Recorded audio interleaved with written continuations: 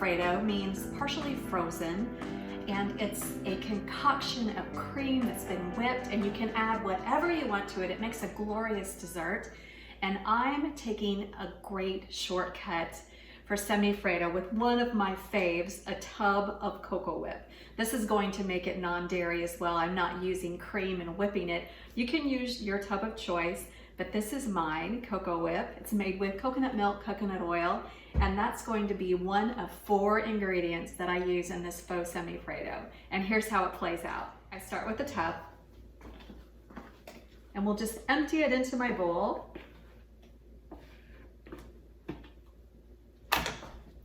And then I'm going to use this is raw cacao, but you can use cocoa powder if you want. This is going to give it my chocolate flavor.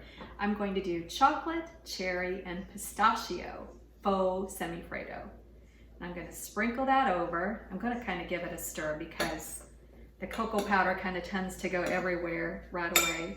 And last time I made it, it covered a lot of stuff that it wasn't supposed to. So I'm going to start there. And then I'm just gonna give it a whisk to really incorporate it. And if you wanted to leave out the cocoa, you could certainly do that and just have the plain flavor of your tub of choice. But that's gonna be pretty good right there. And I wanna get all that off. And then I'm going to do some cherries. These are frozen red cherries, about a half a cup. And I'm going to chop them roughly with my knife, just so that I don't get huge bits of cherry in my Semifreddo. I want smaller bits kind of meandering throughout the whole Semifreddo. And these were frozen. I really didn't give them time to thaw because I'm going to put all this right back in the freezer.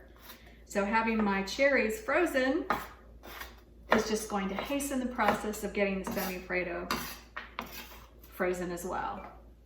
So all that goes in there. And then I've got a couple tablespoons of pistachios. These are beautifully toasted pistachios. And I think the green of the pistachio and the red of the cherry, not only do they complement each other flavor-wise, but the colors are so pretty together. And I'm just gonna give those a real rough chop. And that goes into my Semifreddo mix as well.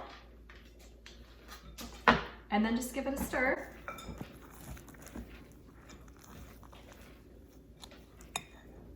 I don't want to deflate what I've begun. So just a very gentle incorporation, a very gentle toss. And then I have a loaf pan that I've lined with plastic wrap. That's going to help me take everything out very easily once this is frozen. And I'm just gonna plop it in there. And you could double this up. This makes a relatively thin Semifreddo, and you're gonna want to cut a little bit bigger of a slice.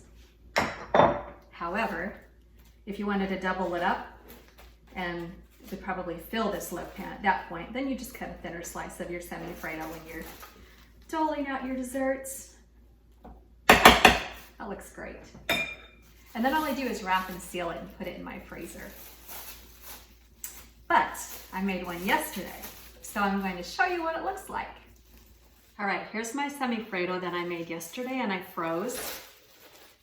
And I let it thaw out for just a little bit. And you see how easily I was able to pull it out of there with the plastic wrap tucked in all around it very nicely. Oh, that looks so good.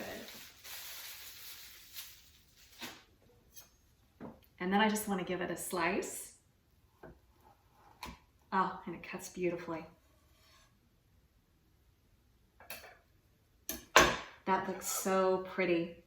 You can see the cherries and the pistachios meandering throughout this Semifreddo. I would drizzle a little bit of chocolate sauce on here and maybe just a sprig of mint to make it look very pretty for presentation. But,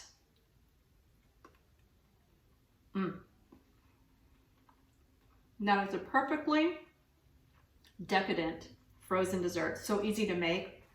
Pull it out for dinner parties, entertaining your friends. They're going to think you did something really special. But it was 4 ingredients and work of your freezer. How easy is that? Check it out on taylorkitchen.net.